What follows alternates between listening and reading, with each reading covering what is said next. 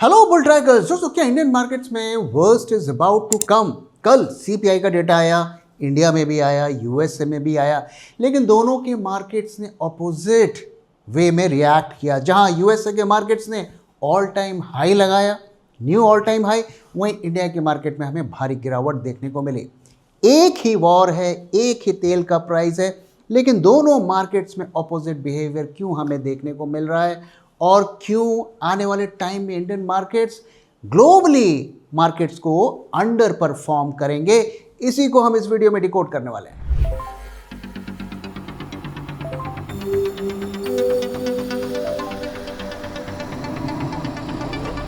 जब मार्केट की हो बात, बेटर आस्क बुल ट्रैक। जैसा कि आपने सुना होगा कि सीपीआई का डेटा आया और यूएसए में इसमें थोड़ी रिलीफ देखने को मिली है, 3.4% falling, second straight month decline, जबकि इंडिया में 4.45 और 19th मंथ के हाई लेवल पर 9th स्ट्रेट मंथली इंक्रीज, और आरबीआई के जो प्रोजेक्शंस थे उससे भी ज़्यादा की फिगर आई है। और यहाँ पर आप देख सकते हैं कि कोर सीपीआई 2.5% है 5 मंथ्स लो पे, और वहाँ की जो सीपीआई कैलकुलेट होता है उसमें फ्यूल प्राइस भी इंक्लूडेड होता है। गैसोलीन के प्राइस में जैसे कि आप देख सकते हैं 24% का राइज देखने को मिला है।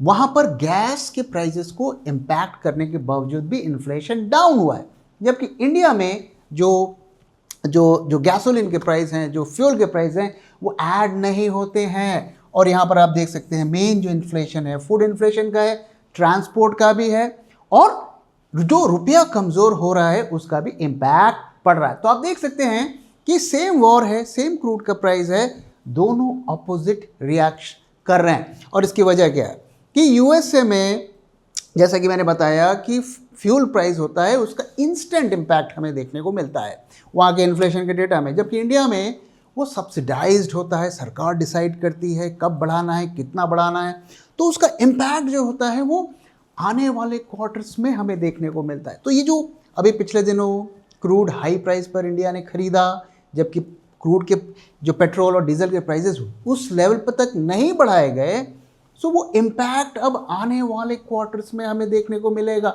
यूएसए में वर्स्ट इज बिहाइंड देम, अब जो होगा यहाँ से इंप्रूवमेंट होगा, और उसी का नतीजा यहाँ पर देखने को मिला है। इंडिया में worst is about to come. जो ये पिछले 2-3 महीने से हाई प्राइस पर हम क्रूड खरीद रहे हैं, इनफैक्ट अभी भी खरीद रहे हैं, उसका इम्पैक्ट आने वाले 4 से 6 क्वार्टर्स तक देखने को मिलेगा, और वही मार्केट अपना वर्डिक्ट दे रहा है। यहाँ पर सोचने वाली जो बात है कि ये जो फिगर आपको हाई देखने को मिल रही है, कोई ज़रूरी नहीं कि अगला फिगर लो आएगा, आगे भी ये बढ़ता हुआ फिगर आएगा, और आगे मैं और भी इसके बारे में डिटेल शेयर करूंगा। अब देखिए, हम कहते हैं कि हम फास्टेस्ट ग्रोइंग मेजर इकोनॉमी है, 7.6% के रेट से ग्रो कर रहे हैं, और आगे भी जो प्रोजेक्शंस हैं वो 7%, 7.5% के ऊपर ही आने वाले हैं, जबकि अमेरिका की साइज इंडिया से 8 गुना है, और यहाँ के जीडीपी 1.5% के रेट से ग्रो कर रही है सेकेंड क्वार्टर में, और इससे पिछले क्वार्टर में ये 2.1% था, तो वहाँ पे डिप हो रहा है, और यहाँ पे मार्केट्स अंडर परफॉर्म कर रहे हैं, गिरावट देखने को मिल रही है, और यहाँ न्यू हाइज लगा रहा है। तो ऐसा क्यों है, उसकी वजह हम आगे डिस्कस करेंगे। और अमेरिका में अगर आप देखिए कि जो वेजेस हैं, जो वहाँ के जो सैलरीज हैं, वो 3.2% के रेट से बढ़ रहे हैं, जबकि जो वहाँ पे सीपीआई जो महंगाई है 3.4% से, तो एक्चुअली रियल इनकम वहाँ पर डाउन जा रही है। अब इंडिया में तो सैलरी बढ़ भी नहीं रही है, और इन्फ्लेशन जो डेटा हमें दिख रहा है और जब हम स्टोर में जाके खरीदते हैं उसमें ज़मीन आसमान का अंतर है। और क्यों आने वाले टाइम पे मार्केट अंडर परफॉर्म करेंगे इंडियन मार्केट्स, उसकी वजह ये है कि ये जो इन्फ्लेशन का डेटा आ रहा है और जिस तरीके के हालात यूएसए में बन रहे हैं, मैंने आपके साथ शेयर किया कि इस साल कम से कम एक रेट हाइक वहाँ पर होना है, 2 तक हो सकते हैं, और रिजर्व बैंक को भी करना पड़ेगा। अब जो इन्फ्लेशन का डेटा आया है, rate hikes are now the risk in both USA में भी और इंडिया में। तो यूएसए में बढ़ेगा तो इंडिया को बढ़ाना पड़ेगा अपनी करेंसी को डिफेंड करने के लिए, और यहाँ पे आने वाले 2-3 क्वार्टर्स तक हमें हाई इन्फ्लेशन देखने को मिलेगा। Morgan Stanley sees RBI hiking rates from December to 6.0%, और फेड में भी ऐसे ही नॉइसेस आ रहे हैं, वहाँ पर अब जो कई बोर्ड मेंबर्स जो हैं फेड के, उन्होंने कहा है कि रेट हाइक्स हमें करना चाहिए। तो ये तो मैंने रीजन शेयर किए कि क्यों आने वाले टाइम में इंडियन मार्केट्स जो हैं परफॉर्म करेंगे, क्योंकि हमारा वर्स्ट अभी नहीं आया है, जबकि यूएसए का वर्स्ट मोर और लेस निकल गया है। और यहाँ पर अगर हम रिटर्न्स देखें, एक साल के रिटर्न्स देखें यूएस डॉलर्स में, S&P 500 का रिटर्न 20% का है और निफ्टी 50 का रिटर्न यूएस डॉलर्स में कंपेयर करेंगे तो 8 से 9% का डाउन रिटर्न हमें देखने को मिला है। सो मार्केट्स ऑलरेडी अंडर परफॉर्म कर रहे हैं, करेंसी हमारी वीक हो रही है, आने वाले टाइम में इन्फ्लेशन बढ़ने वाला है। तो आपको क्या लगता है, FIAs इस मार्केट को बाय करेंगे? जी नहीं, FIAs मार्केट को सेल करेंगे। S&P 500 रिकॉर्ड हाई पे गया है और कल भी फ्रेश हाई लगाया है। और हमारा मार्केट अगर हम पीक से देखें 5 से 10% डाउन चल रहा है, थोड़ी बहुत अभी रिकवरी हुई है पिछले दिनों, 10% तक डाउन हमें देखने को मिला है। और निफ्टी 500 जो बड़े स्टॉक्स का ग्रुप है, वहां पर भी फ्लैट रिटर्न्स हमें देखने को मिला है, जबकि S&P लगातार न्यू हाइज बना रहा है। तो इसलिए FIAs के लिए कोई सेंस नहीं बनता है कि वो इस मार्केट को बाय करें, क्योंकि डॉलर रिटर्न्स भी उनके कम हो रहे हैं और स्टॉक्स भी अंडर परफॉर्म कर रहे हैं। अब आप शायद ये कह सकते हैं कि अगर हम लॉन्ग टर्म में देखें तो इंडिया आउट परफॉर्म कर रहा है, यहाँ के रिटर्न ज़्यादा हैं, सो अब वो सिचुएशन भी नहीं रह गई है। अगर आप देखिए तो हमारी जो करेंसी है, एक तो वो लगातार वीक हो रही है, 83 से 95 पर आ गए, लेकिन अगर आप रूपी टर्म्स में ही कैलकुलेट करें निफ्टी का रिटर्न, जो इंडियन मार्केट के रिटर्न्स है, और S&P के रिटर्न्स है, जो यूएस का इंडेक्स है, सो 10 साल का अगर निफ्टी 500 का आप CAGR लेंगे तो 12 से 13% के आसपास आएगा, और S&P 500 का भी उससे ज़्यादा ही आएगा, 13.6% का आएगा। सो लॉन्ग टर्म में भी अगर आप कंपैरिजन करेंगे तो रिटर्न्स नहीं मिल रहे हैं, इसलिए इंडियन मार्केट्स में FIAs की सेलिंग कंटिन्यू रहेगी। और जो हमारा पीक था मार्केट का, पीक वैल्यूएशंस, पीक ग्रोथ, सितंबर 2024 का लेवल, वो ऑलरेडी पार हम कर चुके हैं।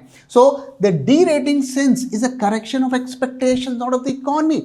बेशक हम कहें हमारी इकोनॉमी ग्रो कर रही है, लेकिन हमारी एक्सपेक्टेशन, जो इन्वेस्टर्स की एक्सपेक्टेशन है, वो इंडियन मार्केट से काफ़ी कम हो गई है। और जो खास चीज़ हमें समझने वाली बात है, हम बेशक कह लें कि हमारे कुछ स्टॉक्स 50% 60% ऊपर चले गए हैं, आगे मैं डेटा भी आपको दिखाऊंगा, लेकिन जो मेन चीज़ समझने वाली है कि S&P में 28% टेक्नोलॉजी के स्टॉक्स हैं जो कि पूरी दुनिया में सामान बेचते हैं। उनके मार्केट्स जो एक तरीके से आप देखें तो डाइवर्सिफाइड है और ग्रोइंग है, और ये समय की मांग है, उस प्रोडक्ट को बेचते हैं जो आने वाले अगले 10 साल तक जिसकी ज़रूरत पड़ेगी। लेकिन इंडिया में क्या हो रहा है कि 35% जो कंपनीज़ हैं, जो वेट की कंपनीज़ हैं, वो फिनेंशियल्स पे डिपेंड कर रही हैं, यानी कि हमारी इंडियन इकोनॉमी से लिंक्ड हैं। और इंडियन इकोनॉमी की पिक्चर मैंने आपको दिखाया, रेट्स बढ़ने वाले हैं, महंगाई बढ़ने वाली है, ऑयल हायर लेवल पर सस्टेन होने वाला है। अब आप मुझे बताइए,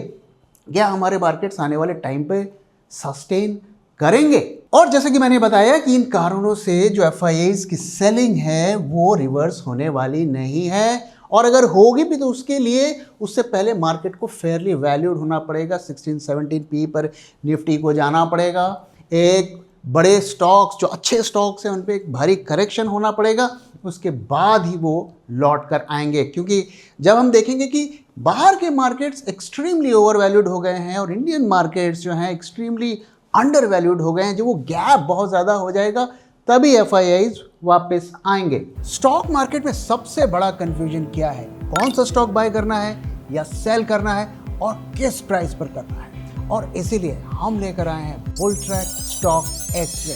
बॉडी के एक्सरे की तरह ही बुलट्रैक स्टॉक एक्सरे किसी भी स्टॉक का रियल हेल्थ चेक करता है।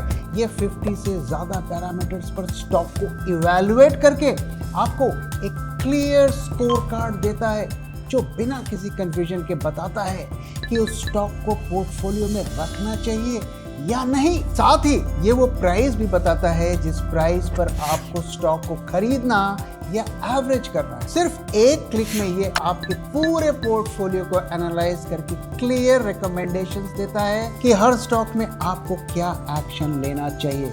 तो देर किस बात की, आज ही सब्सक्राइब कीजिए बुलट्रैक स्टॉक एक्सरे। अब एक क्विक कंपैरिजन करते हैं, जो हमारे मार्केट्स की बेस्ट परफॉर्मिंग कंपनीज हैं उसका कंपैरिजन यूएस मार्केट की बेस्ट परफॉर्मिंग कंपनीज से करते हैं। सो अगर आप देखिए कि ये हमारी इंडिया की टॉप जो परफॉर्मिंग मैं बड़ी कंपनीज जो 200 टॉप के इंडियन कंपनीज हैं उनमें से मैंने ये स्टॉक लिस्ट को पिक किया है, और जो टॉप के 20-25 कंपनीज है उसमें से ये लिस्ट को निकाला गया है ताकि जो वेल नोन नेम है वो मैं आपके साथ शेयर करूं। और यहाँ पर 1 साल की रिटर्न्स आप देखिए, मैं ही कहूँगा कि ये रिटर्न्स अच्छे हैं, लेकिन यहाँ पर एक नज़र डालिए किस तरीके के रिटर्न्स आपको देखने को मिल रहे हैं। अब आप मुझे बताइए, क्या आप इस रिटर्न को चेस करेंगे कि इन रिटर्न्स को चेक करेंगे? अब आप ये आर्गुमेंट दे सकते हैं कि ये टेक स्टॉक्स ओवर वैल्यूड हो चुके हैं और इस लेवल पर हमें एंट्री नहीं करना चाहिए। कुछ हद तक आपके आर्गुमेंट से मैं एग्री करता हूं, लेकिन दोस्तों ध्यान रहे कि ये स्टोरी अभी ख़त्म नहीं हुई है, और ये तो वेल नोन कंपनीज है, इनके अलावा अभी बहुत सी ऐसी जो टेक की कंपनीज हैं जो अभी भी फेयरली वैल्यूड हैं। और दोस्तों यूएस मार्केट की जो ये रैली हमें देखने को मिल रही है, हमें ध्यान में रखना है कि जब सेक्टर ओवर वैल्यूड हो जाता है तो एक नए सेक्टर में पैसा मूव करता है, और उन सेक्टर्स के जो रोटेशन की थीम है उसके बारे में हम कई वीडियोस बनाकर आपके साथ शेयर कर चुके हैं। इस वीकेंड का वीडियो भी ज़रूर देखिएगा, उसमें हम एक नए थीम की बात करने वाले हैं जो आने वाले टाइम पे जिसमें भारी जो रोटेशनल मनी मूव करेगा, यानी फंड्स का पैसा मूव करने वाला है, तो ज़रूर इस वीडियो को देखिएगा। सो दोस्तों यहाँ पर कंक्लूजन ये है कि इंडियन मार्केट में भी अच्छी कंपनी है, यूएस मार्केट्स में भी अच्छी कंपनी है। वहाँ पर एग्रेसिव ग्रोथ की कंपनीज आपको मिलेंगी, यहाँ पर रीजनेबल ग्रोथ की कंपनीज आपको मिलेंगी। एज ए इन्वेस्टर हमें न सिर्फ अपने पोर्टफोलियो को सेक्टर वाइज डाइवर्सिफाई करना चाहिए बल्कि जियोग्राफिकली भी डाइवर्सिफाई करना चाहिए। इसलिए आज के वक्त की एक जो डिमांड है वो ये है कि हमें कुछ पैसा ग्लोबल पोर्टफोलियो में भी रखना चाहिए। अगर इस बारे में अभी और जानना चाहते हैं तो ज़रूर हमसे कांटेक्ट करिए और हम आपके साथ डिटेल्स शेयर करेंगे। अब आइए दोस्तों मार्केट्स की तरफ चलते हैं और देखते हैं कि यहाँ से हमें क्या क्लूज मिल रहे हैं। तो आज फिर निफ्टी में हमें फॉल देखने को मिला, और एक बार फिर काफ़ी फॉल था, 100 पॉइंट से ज़्यादा का निफ्टी गिर चुका था।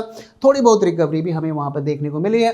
40 पॉइंट्स डाउन निफ्टी ने क्लोजिंग दी और 24,400 के आसपास निफ्टी घूम रहा है। और अगर हम वोलेटिलिटी की पिक्चर देखें, यहाँ पर इंप्रूवमेंट देखने को मिल रहा है, जो कि थोड़ा सरप्राइजिंग है क्योंकि मार्केट 2-3 दिनों से गिर रहे हैं। फियर उतना हमें नहीं दिख रहा है, एलिवेटेड फियर देखने को नहीं मिल रहा है।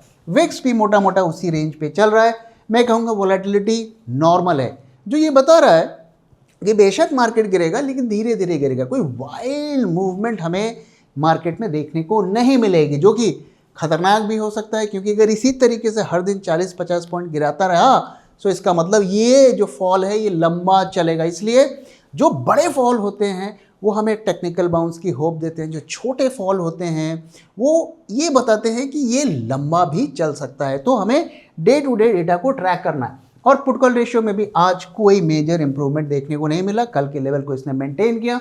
फ्यूचर्स की पोजीशन अगर आप देखें तो यहाँ पर पहली बात जो नोट करने वाली है कि प्रीमियम्स थोड़े बड़े हैं, लेकिन ओआई एडिशन हल्के फुल्के हुए, बहुत ज़्यादा नहीं हुए। सो मैं इसको ऐसे रीड कर रहा हूँ कि आज चूंकि मार्केट गिरते मार्केट में ओआई बढ़ा है तो कहीं ना कहीं ये शॉर्ट्स की इंडिकेशन हमें दे रहा है, लेकिन एग्रेसिव शॉर्ट्स आज ऐड नहीं हुए हैं, ये डेटा बता रहा है। टर्नओवर भी आज बिलो एवरेज था, आप देख सकते हैं कि एवरेज से कम था, और एडवांस डिक्लाइन रेशियो भी मैं कहूँगा नॉट बैड था। लेकिन जो चीज़ स्केयर करने वाली है वो ये है कि एफआई इसकी शॉर्ट की पोजीशन अब दोबारा से बढ़ने लगी है। सो यहाँ से आप देखिए तो ये बढ़ा, फिर ये बढ़ा, और कल करीब 9,000 कॉन्ट्रैक्ट्स ऐड किए हैं। सो ये बता रहा है कि इमीडिएट टर्म में अगर हम देखें सो कोई बड़े करेक्शन की, बड़े फॉल के चांसेस तो नहीं दिख रहे हैं, लेकिन ये दिख रहा है कि ये जो फॉल जो है पिछले कई हफ्तों से हमें देखने को जो मिल रहा है, बेशक बीच में रिकवरी देखने को मिलती है, लेकिन रिकवरी के बाद फिर दोबारा फॉल भी देखने को मिलता है। तो वही ट्रेंड आने वाले कुछ दिनों तक हमें देखने को मिल सकता है। अब आइए दोस्तों चार्ट की तरफ चलते हैं और देखते हैं कि यहाँ से हमें क्या क्लूज मिल रहे हैं। तो दोस्तों हमने आपके साथ शेयर किया था कि ये लेवल के नीचे अगर मार्केट क्लोज होता है तो बेरिश ट्रेंड कंफर्म हो जाएगा। 2 दिनों से मार्केट उसके नीचे सस्टेन हो रहा है, तो ये बता रहा है कि बेरिश ट्रेंड अभी कंफर्म। जो डेटा हम देख रहे हैं एफएनओ का डेटा, कल तक के डेटा के हिसाब से ट्रेंड कंटिन्यू हो रहा है, शॉर्ट्स ब्रॉडर मार्केट में हो रहा है और ये कंटिन्यू होगा।